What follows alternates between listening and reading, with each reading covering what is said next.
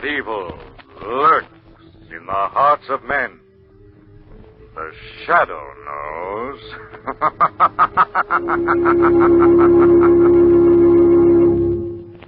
Once again, your neighborhood blue coal dealer brings you the thrilling adventures of the Shadow, the hard and relentless fight of one man against the forces of evil.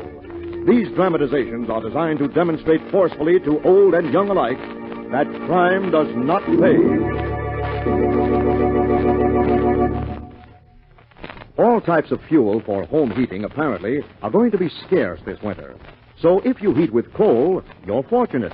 You're able to store a fuel. But get your order in early. Call your blue coal dealer tomorrow and ask him to schedule your delivery as soon as he can. And make sure that you order the right size for your furnace.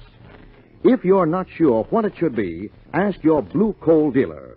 He'll be glad to inspect your heating plant, and he may be able to make other recommendations, too, that will help you to get more heat and to burn less fuel. So, first thing tomorrow, call the nearest blue coal dealer and ask him about scheduling an early delivery of your blue coal.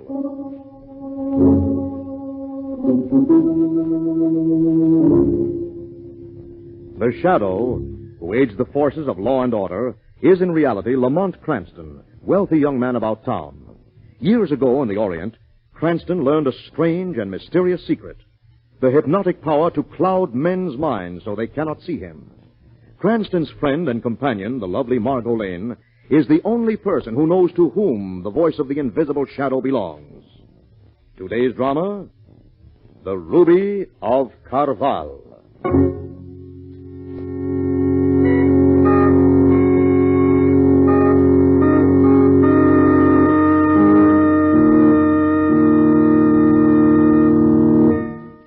"5 centuries ago, a forgotten king of Siam pronounced a curse on a fabulous ruby which graced the palace throne room in the ancient city of Karavahl.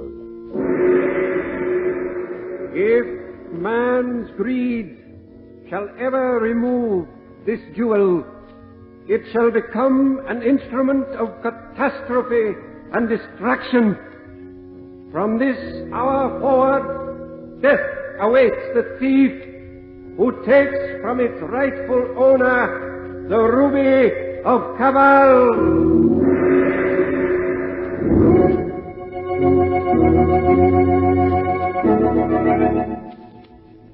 Of course, in time, the ruby was stolen, and for hundreds of years it changed hands until, a few months ago, it became the property of one Hugo Zara, wealthy and famous theatrical star. Nobody, Zara included, paid any heed to the legend of the ancient curse. And yet, one stormy night, where the main highway passes through a small village. "Look, Joe! Joe, will you look what's there in the road?" Good Lord! Joe, look out!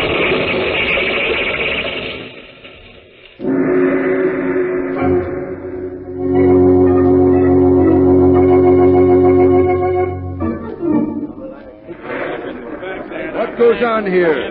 Been an accident, officer. Well, I didn't figure it for a lawn festival. Who was in the car? 2 guys, officer. You see, we was in the bar across the road. Where's and... the guys now? They're still in the car. Yeah, they're dead, officer, both of them. They was coming down the road like greased lightning. Why, you'd have thought they were on the lam from something. Listen, here comes another car. Flag them, will you? You don't have to flag them. They're stopping. It's all right. It's their car, Lamont. Okay, Margot. Come on, Commissioner. All right, officer, I'll take over. You will, huh? And who are you? My name's Weston. You may have heard of me. I'm Commissioner of Police. Oh, Commissioner Weston. Excuse me, sir. I didn't... Forget it. This is Lamont Cranston, Miss Margot Lane. How do you do? I'm glad to know you. I was just going to open the car and... Well, don't let me stop you. Yes, sir. Jeez. Look away, Margot. They got theirs, all right. It was coming to them. You knew these 2 guys? Yes, we knew them. Who are they? One on the right was Bags Huggins, stooge and gunman for the one behind the wheel. Oh, who's he? Wouldn't recognize him in the shape he's in, but he used to be Moonlight Joe. Moonlight Joe. You mean that phantom second-story character? The one the papers call a modern Raffles? Same? Was he on some kind of a job? Yes. His last one. But what was he after this time, you know? Yes, I know. I think you'll find it in his inner coat pocket. Yeah? Well, just a second. Gee, what's that? That, my friend, is the ruby of Karavahl. Sounds like big stuff. I'd like to get a few details here for my report. Is it okay, Commissioner? Go ahead, Lamont. Tell them what you know. Well, what I know is this. Started early tonight. Started with a theatrical makeup artist, world-famous one named Carl Manners. As I understand it, he was about to retire for the night.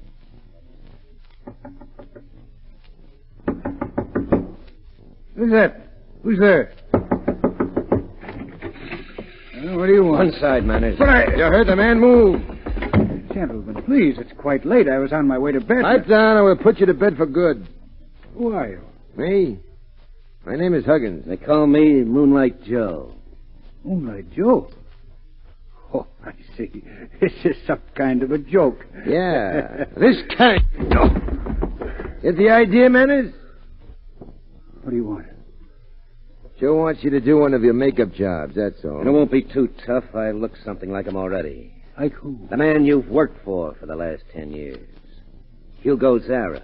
You do that. Same build, same color. I've been watching his movies. I got his voice down to a T.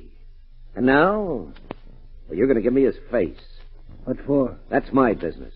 Your business wouldn't include an interest in one of Zara's possessions, would it? Maybe. The ruby of Karavahl? This guy needs Now, take it easy, Huggins. I don't mind if he guesses the angle. In fact, I'm going to tell him the whole story. Joe, you were right, Manners. I want that ruby. In fact, I've already made a few tries at it, but it's not easy. So I've decided to try a dynamite shot. I hit on an idea that includes a job of makeup. I'm going to impersonate Hugo Zara. You're going to make me look as much like him as one guy can look like another. And? Zara's out of town. He'll be out of town for a couple of days. I'm going to walk right into that fabulous joint of his and take my time finding that ruby. What are you telling me all this for? Because now you know too much. Maybe you've been around enough to understand what happens when a guy knows too much. I see. Okay, then get to work. Gentlemen, Get to work. Put that gun away. He will. After you've made me look like Zara, just like Zara. But exactly.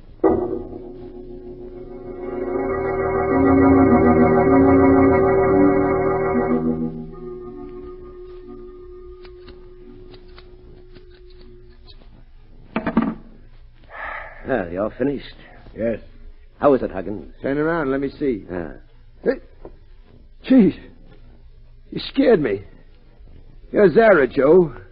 Ain't you anymore, you're Zara. It's that good, then? It's terrific. The professor here is sensational. Okay, then, we blow. Remember, Manners, from here on out, breathe through your nose. What? Huggins means you'll be healthier with your mouth closed. And how long will you two be healthy? What? Perhaps you don't know it, but there's a death curse on that particular stone you're after. Is that so? A death curse 500 years old. Oh, you give me the shake. Yeah, you scare us to death. What's the matter, Huggins? Did you hear something, boss? Me? No. Sounded like a big bell. Must be hearing things. Well, cut it out. Just keep hearing the way he'll sound. Who? The fence. When he offers us $250,000 for the ruby of Karavahl.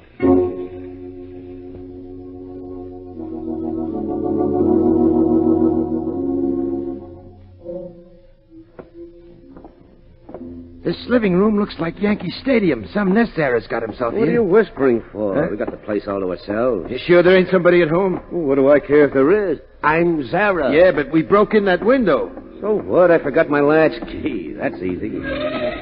Listen, car stopped outside. All right, take it easy. Just probably Zara's wife, Lorna. Yeah, look through the window. It's a dame and some guy. Huh?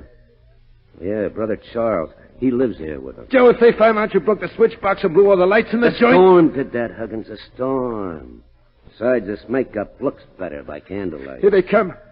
My knees are knocking... What's the matter with you? I'm Zara. I came home unexpectedly. You're a friend of mine. Now, come on. We're going to meet him. You reckon you can put this over, Joe? Hey, you just watch me. Come on in, Charles. Yes, dear. Now make us some hot tea. Lorna! Hugo. Why, I hadn't expected you back so soon, Hugo. Well, I changed my plan. Oh, well, what happened to the light, Hugo? The storm. You better get some more candles, Charles. This is Mr. Huggins. How do you do? Pleased to meet your acquaintance, I'm sure. I'm putting Mr. Huggins up in the guest room, Lorna. He's here on business. I'm selling him the Ruby of Karavahl. Selling it? You heard me.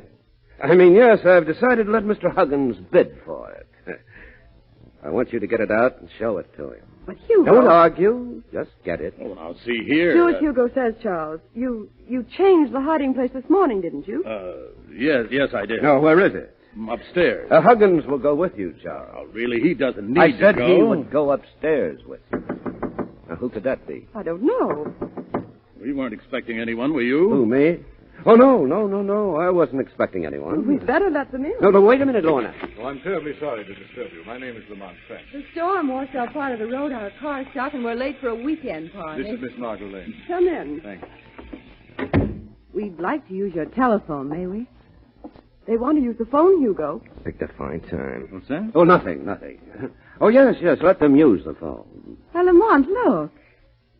Well, what do you know? You're Hugo Zara, aren't you? Oh, yes. I've seen you many times. Always found your work very interesting. The phone is down the hall to your left. Will you show them, Lorna? Of course. Thank you very much. Come on, Margaret. Well, Charles, Yes? you're going to get something upstairs. Remember? Oh, yes, of course. So I was. Yes, go on up with him, Mr. Huggins, and I'll go back in the pantry and mix us all a drink. This way, Mr. Huggins. What do I do, Joe? Grab the ruby the minute he shows it to you. And then? We get out of this joint. It's getting crowded. Coming, Mr. Huggins. I'm right behind you, Charles.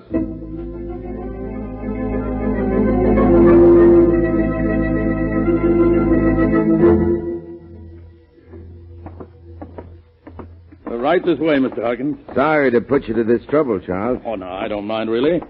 In fact, I, for one, would be mighty glad if you bought the Ruby of Karavahl. There's been sudden death, for too many of its owners. Just step inside, won't you? It's a little dark. Oh, yes, of course. I'll light a lamp. There's one here in the desk. Of course, I don't believe in superstitious nonsense like legends and curses, do you? No. No, they're obviously ridiculous. But, on the other hand... Oh... Joe, you did it too soon. He ain't showed me where the ruby is yet. Joe, is that you?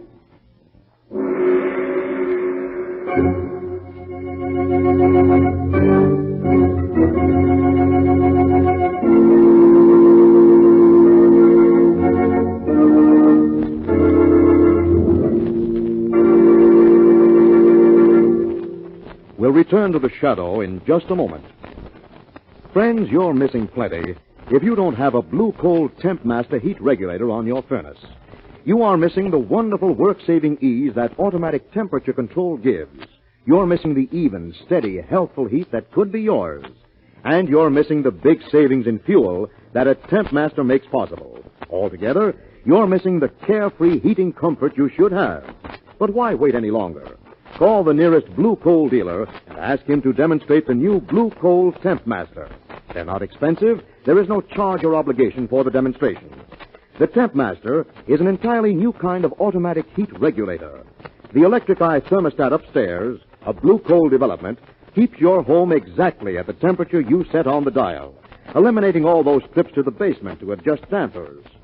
Furnace controls are operated automatically as needed, and the electric eye thermostat actually shows you the exact position of those dampers. This winter, save fuel, save trouble, and get much better, much more healthful heat with a Blue Coal Temp Master. Only Blue Coal dealers have them. Blue Coal dealers are listed in the classified section of your telephone book. Call the nearest Blue Coal dealer and ask him for a demonstration of the Temp Master tomorrow. And now, back to the shadow.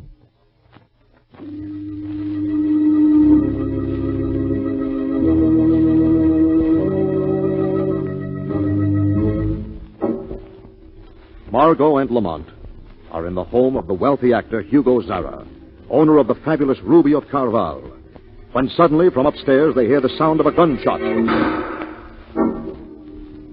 Cranston dashes up the stairs with Margot and Mrs. Zara close behind him. Shot came from this room in here. Hold the candelabra up, Margot. There, Charles. Is he dead? I don't think so, but it looks bad. Charles. Who fired those shots? Who was it? Don't don't know. He's slipping fast. Mr. Cranston, ask him where the ruby is. Ruby of Karavahl? Yes, ask him quick. Where's the ruby, Charles? Charles, where is it? Where is it? Back where it belongs. Back where it belongs. What does it mean? I don't know. Perhaps we'll never know now. He's dead. But who could have killed him? That remains to be seen, Mrs. Zara. Hello, what's going on? Charles. I'm afraid we've had a tragedy here, Zara. So I see. Where's the ruby? We don't know. You don't know? Charles changed the hiding place this morning. He hasn't told me where. According to your brother-in-law's last words, the ruby's perfectly safe, Mr. Zara. Safe? But where? All he said was it was back where it belongs. Oh, he was delirious. The ruby is somewhere in this house. Charles probably made a note of the ruby's hiding place. Oh, maybe that was it. What was it, Margaret? Piece of paper. When we heard that shot and ran up the stairs, I happened to see a piece of paper on the stairway carpet. It just occurred to me maybe Charles dropped it. He'd just gone up there. Let me see that paper, Miss Lane. Oh, I picked it up. Where'd that put it? Oh, it's not there. No, and not here. Well, I guess I must have dropped it in the excitement. Well, come on. We'll trace your steps and have a look. Well, find it. That's $250,000 worth of ruby. Relax, Mr. Zara. We'll do our best. By the way, what's happened to Mr. Huggins? Well, how do I know? Probably packing to leave. Where would he be packing? You said you put him in the guest room, didn't you, Hugo? Oh, in the guest room. Yes, I did. Thank you. Come on, Margot. Any idea who killed Charles Lamont? Not yet, but I soon will have. What do you mean? I mean, you're going to look for the missing paper alone, darling.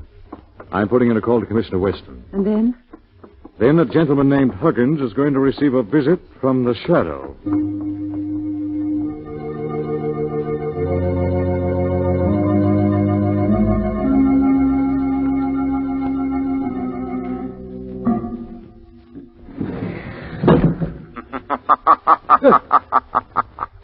What's that? Who left?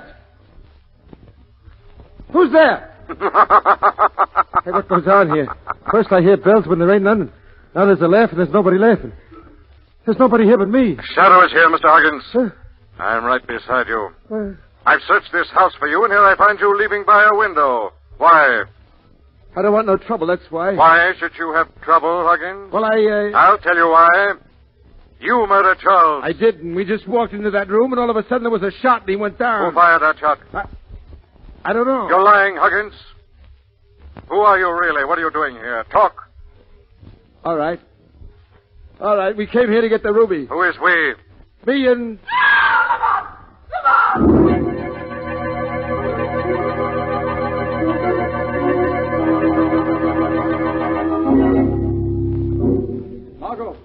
Margot. Oh, You're all right now, darling. You're safe. oh, Lamont, I came down the stairs looking for the paper. Yes? There was a dark figure here at the bottom of the landing. It had its back to me, and I started to speak. It knocked the candle out of my hand. Before I could move, there were fingers round my throat. I guess I fainted. It's a good guess, darling. Who was he? Who was he, Lamont? I'm not sure, Margot. Listen. Seems we have more visitors. Stay here, Margot. I'll see who it is. Be careful. I always am, darling. Well? Where is he? Who are you? My name is Manners. Carl Manners, the makeup expert. Is he here? Is who here? Moonlight Joe. You mean Moonlight Joe is here in this house? Yes, but you'd never recognize him. I made him up to look exactly like Hugo Zara. What was the idea? Zara went out of town for a few days, and Moonlight Joe wanted to get into the house masquerade as Zara and have plenty of time to locate the ruby of Karavahl. I see. Now, I just found out that Zara isn't out of town. What? A cab driver at the railroad station of the village just told me that he brought the real Hugo Zara to this house around 8 o'clock this evening. What's that? He changed his plans, he said. When I heard that, I realized that if Moonlight Joe ran afoul of the real Zara, he'd kill him in cold blood. How well do you know Zara, Mr. Manners? I've worked for him for the past 10 years. Where does he spend most of his time when he's at home? In his study on the second floor. In his... That's Mrs. Zara. What is it? Mr. Cranston, help me! Where are you? Second floor, my husband's study.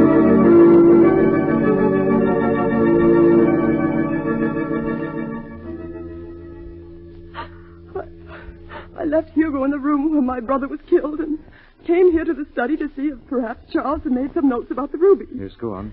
When I opened the door, there was Hugo sitting behind the desk. You were amazed, of course. Of course. I just left him a few seconds ago, and I didn't see how he could have gotten here. Oh, Mr. Cranston, He's dead. Don't, please, Mrs. Zara. It may not be your husband at all. What do you mean? There's a man in this house masquerading as your husband. Is that true? Yes. I'm afraid not, Mrs. Zara. What do you mean, Manners? This face isn't made up.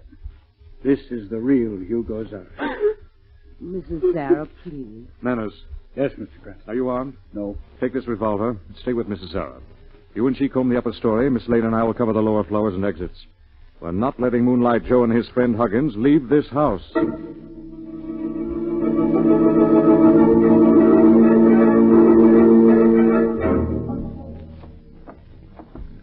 Stay beside me, Margot. Do you think they're still here, Lamont? I'm sure Moonlight Joe is. But wouldn't he have left? No, he hasn't found the ruby yet. And if I judge Moonlight Joe correctly, he's a very persistent fellow. You're sure he killed Zara and Charles? Well, he's a likely man to ask a few questions, Margot. On the other hand, there's a foolish idea that has crossed my mind. What's that? There's a curse on the ruby of Karavahl, you know. Lamont, you're not suggesting that a king of Siam from 500 years ago walked into this house and killed 2 men with a revolver. No, I suppose perhaps he could walk into the house if he chose. But I doubt that a king of 5 centuries ago would know how to fire a revolver. You're being ridiculous. If you ask me... Lamont, What is it? I found it. Found what, Mark? Piece of paper. The one I picked up on the stairs. Where'd it be? Of all places. Instead of putting it in my pocket, in the excitement, I tucked it under my belt. Oh, here, let me see it. Here. Is it the directions to the ruby? No, it's a letter. Letter. Yes, it's dated years ago. What does it say? It says that That came from upstairs. I know where it came from. I've been a fool, Margot, a stupid fool. What do you mean? I'll explain when there's time. Right now, I want you to get up to the room where Charles was murdered. What do I do when I get there? Just walk in and wait for me. All right. And don't worry. The shadow will be standing by.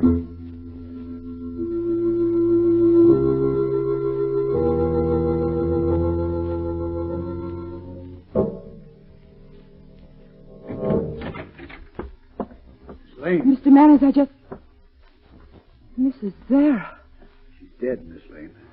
What happened, Mr. Manners? He killed her. Who? Moonlight Joe. We walked into the room and he was waiting for us with his gun in his hand. No. Yes, he demanded that Lorna tell him where the ruby of Karavahl was, and when she refused, he killed her. Well, that's strange. That he'd kill her? Yes. Why? He knew she didn't know where the ruby was, Mr. Manners. Charles hadn't told her where he put it before he died. I see. When you think of it, it's strange that Moonlight Joe should have killed either Charles or Mr. Zara. He's here to get the ruby, not to commit murder. He could have stolen it long ago if he'd wanted to kill everybody in the house to get it. Mm-hmm. You're a clever young woman in many ways, Miss Lane. Am I? But you could be clever. How? You could be discreet enough to keep out of the middle of things that don't concern you. Why, Mr. Manners? Why? You've had one lesson, Miss Lane. Maybe this one will show you why. Mr. Manners! Mr. Manners! Maybe no! you'll hesitate next time before you... What's that? Shadow! Who's there? I'm the shadow. Where are you? Here in this room, though you can't see me. What do you want here? To accuse you, Manners, of being the dark figure on the stairs who strangled Miss Lane a few moments ago. I didn't hurt her. You hurt others. You've murdered others. Hugo Zara, Charles, and Lorna. It was Moonlight Joe. He came here to get the ruby, and he killed them all. He didn't kill them, no, Manners. You'd hoped we'd blame him because you wanted to get rid of the Zara household for your own reasons. What are you talking about? You'd known the Zara family for years, Manners, long before it was a family. You were in love with Lorna before Zara took her away from you and married her. That's not true. The letter Miss Lane found on the stairs proves it's true, Manners. It's a letter written in the heat of frustrated love 20 years ago, threatening to kill Zara, Lorna, and her socially ambitious brother, Charles. That's a lie. When you finally saw the chance to keep your threats and frame Moonlight Joe, you grabbed it. You shot Zara, and then remembered those incriminating letters, found them in his desk, and took them along. Your one slip was that you dropped this one and left it for us to find. So you know. Well, maybe we can do business, Shadow. Let me out of this house. Give me a chance to leave the country. And if I do? I won't kill Miss Lane. Shadow! Put down that gun. If I can make the deal, Shadow. I'm afraid you can't. Then I'm afraid I'll have to shoot. Manners!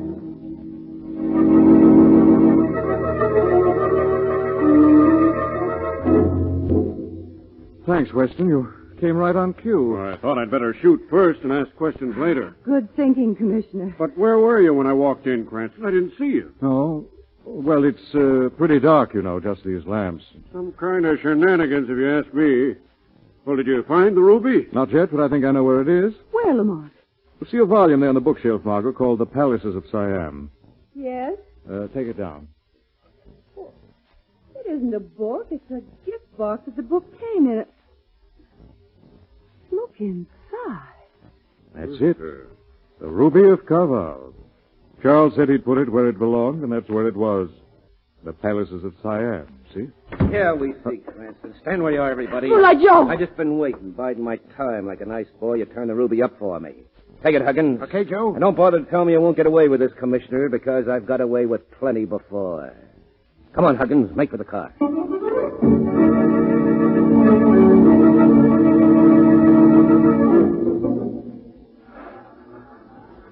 This was the one Moonlight Joe didn't get away with, as you can see by the two bodies there in the car.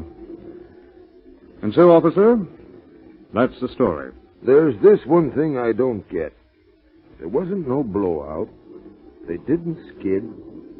They wasn't drunk. And still, all of a sudden, it looks like this Moonlight Joe just deliberately swerved into that concrete post. I think Margot picked up something off the road while I was talking, didn't you, darling? Yes. What was it?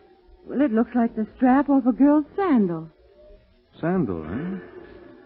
That's the kind of shoes they wore, all right. Who? The ancient kings of Siam. Lamont, don't be ridiculous.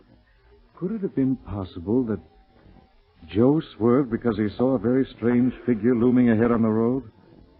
The figure of an Oriental king? Lamont, that Siamese king has been dead for 500 years.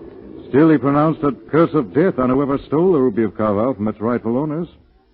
And here are Joe and Huggins, dead. Oh, you don't really believe he could have been here on this road in 1947? I don't know, Margot. It's hard to know just what to believe.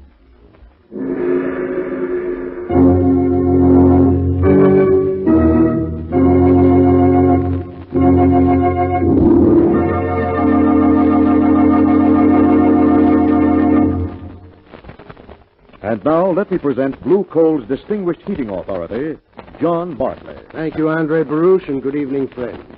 If I were asked to name the three most important ways to save fuel, I'd say first, a clean furnace, second, correct firing, and third, weather stripping. You see, a clean furnace is essential because deposits of soot or fly ash on the heating surfaces acts the same as wrapping them in asbestos. So make sure the heating surfaces in your furnace are clean. Next, always maintain a deep fire bed. Keep the fire up to the level of the firing door. A deep fire bed retards the flow of draft and causes the fire to burn slowly and evenly. Third, weather stripping. Little open cracks or loose windows can lose a lot of heat. This winter, make sure that you get all the heat you're entitled to from the coal you burn. I thank you.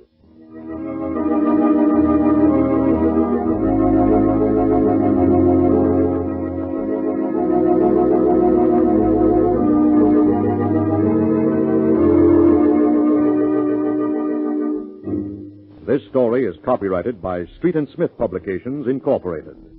The characters, names, places, and plot are fictitious. Any similarity to persons living or dead is purely coincidental. Again next week, the Shadow will demonstrate that the weed of crime bears bitter fruit. Crime does not pay. The Shadow knows.